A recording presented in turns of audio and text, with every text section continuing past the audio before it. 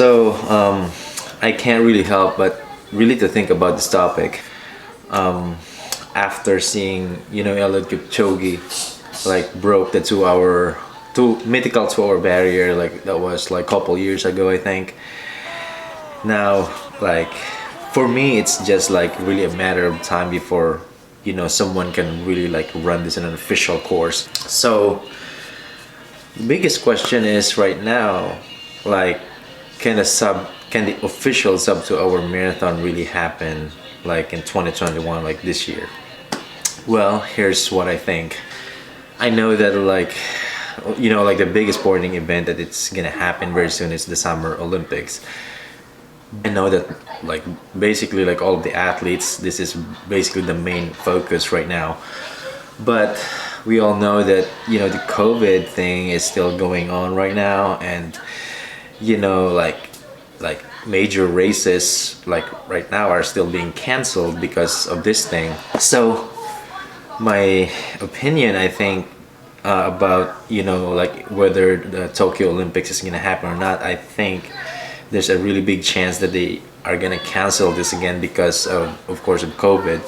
To make this long story short, if they have to cancel this Tokyo Olympics, then I think they have to really focus on running or breaking the official 2 hour marathon this year. Why I think that there are some really good reasons why they should attempt the sub 2 hour this year. First, like there are at least like four like athletes. So I'm gonna start with Kibiwa Candy. Kibiwa Candy, like the world record holder in the half marathon right now, ran like 57:32, at Valencia half marathon, and that was like last year. And I can see him as like one of these like great contenders to break the 2 hour marathon because he's just very consistent. Ran like 3 sub 59 half last year, and then on the top of that he broke the sub, like he ran the sub 58 half marathon. So he's just like a really consistent like runner, and no question he can run the pace pretty comfortable. So that's why I put him like as one of this like really big contenders for the sub 2 hour marathon. Second guy is actually Joshua Cheptegei, the world record machine. Broke all of these world records last year. 5K on the road, 5K on the track, 10,000 meters on the road, and 10,000 meters on the track as well.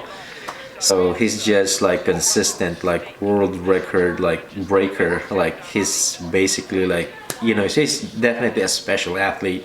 And when he ran that first like his debut at the world championships, even though he did not win the race, but he was still able to break like 1 hour and a half marathon, which is still a very impressive debut for him, knowing that actually he was not really able to like prepare for this properly, because I think they said that they had to reschedule this event, and he just, like, to make the long story short, just did not have enough time for him to really prepare for this half marathon. So for him to not prepare properly for the half and still break 1 hour, that's definitely like a really strong performance.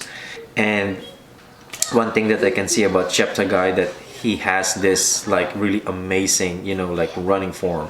He's basically just like a metronome when he runs. He can hit like all of these splits like consistently, like like he can just lock in to a very specific pace, like very fast pace. And I think his running technique is really a big factor as to become a really good marathon runner, because he's very efficient. He looks effortless when he ran all of these world records. So that's why Kipchoge is absolutely the best marathoner, because he has like this amazing technique, like running technique. So I can see that he is really a big contender for this sub 2 hour marathon. Third guy is Jacob Kiplimo. I can say that compared to Cheptegei, I think Kiplimo has a greater chance, to break the 2 hour marathon because he has a little bit more experience when it comes to maybe like longer distance, like specifically like half marathon. He won that world championships, run sub 59 at that world championships, and then he's also one of those guys that broke the 58-minute barrier. And not only that, the shorter distance PRs are really fast, so it's like kind of all around guy. And at the same time, he also has a very, very smooth running technique. When I watch him run like these two specific half marathons, the world championship where he ran like the sub 59 half, and also when he broke also the 58-minute barrier in the half marathon, when he finished the race, he just looked pretty fresh at the finish line. Like it looked like he can run another like few more miles. He's just the same as like Cheptegei and Kipchoge, that he has like his own like efficiency. I think his technique is kind of like different, but he's very, very smooth. So that's really a big factor as a marathoner. Like if you have that kind of technique, I think you can be a very, very good marathoner. So the last guy that I think has really the biggest chance, of course, to break the 2 hour marathon, is of course no other than Eliud Kipchoge. Is definitely like the GOAT of the marathon. Like he's the marathon world record holder, like Olympic champion, and very, very consistent when it comes to marathon distance. He also the first guy to break the 2 hour marathon, even though that was unofficial because of what they did, but he ran it physically, so he know how it feels to run a sub 2 hour marathon. So because of his strength and his experience, like I can see that Kipchoge is definitely the greatest or the biggest competitor like to break the 2 hour marathon. So my point is there are some athletes that can run this, so it means that we're gonna have a real pack for a sub 2 hour marathon. I know that all of these guys that I said, like these guys that have done some like really fast half marathons, I know that I think most, like all of them probably have not run a marathon, but let's say like they don't want to run the full marathon yet because they're not really ready for this. They can still be the right pacer for this sub 2 hour marathon. They can definitely bring Kipchoge longer than the half marathon, and like the pack is definitely one of the biggest factor to break the world records. Secondly, this thing has really a big potential that it can really happen, even we're in this kind of situation right now, because like for example what happened last year, Tokyo 2020, which is also a really big event, of course, like one of the major like world marathons. They just limit the number of like participants down to just like elite field, and they had some like decent amount of crowd. They can actually do the same thing, like I said, even if COVID is still going on, like it's still gonna happen because they did this at Tokyo 2020 before, and the result was actually amazing. Like some of these guys like really ran very fast times. For example, like Suguru Osako set the national record like during that marathons. My point is like this thing can really happen even if we're in the middle of pandemic, because they can just like set something like this kind of event.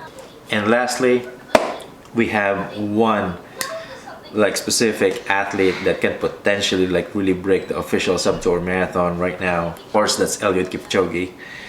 And I'm just saying that right now because I think Kipchoge is definitely in his peak form right now. What I can say is that we don't know how long Kipchoge is going to be around. So if they actually have to wait a little bit longer for this, like I said, we don't know if Kipchoge is still going to be in his peak form like by next year or like couple years. So that's what I'm saying, that right now is really the right time to do this because Kipchoge is still really in his peak form and we have the right athletes to help him. I think they should really do this Berlin Marathon because Berlin is probably, in my opinion, really the fastest and the right place to do this event. Poltergat broke the first 205 marathon. Haile Gebrselassie ran the first sub 204 marathon. Dennis Camero first sub 203 marathon, and of course Eliud Kipchoge broke the first like 202 marathon. So you can see that the consistency of world records at Berlin is like definitely, you know, like this is the right place to do it. And I know sometimes the weather could be, you know, it's unpredictable, but it's just like all of this data that you can see that Berlin, I think, is really the best place to do this and to set it. And yeah, there's a big chance if they actually put this event this year is really the right time to do it because of all of these reasons. And yeah, I think if they can get all of these people and just really try to work on this for this year, I think we can really see the first official sub 4 marathon this year. So this is all for today, guys. Thank you again so much for watching. If you're new to the channel, please subscribe. I'll see you guys very soon.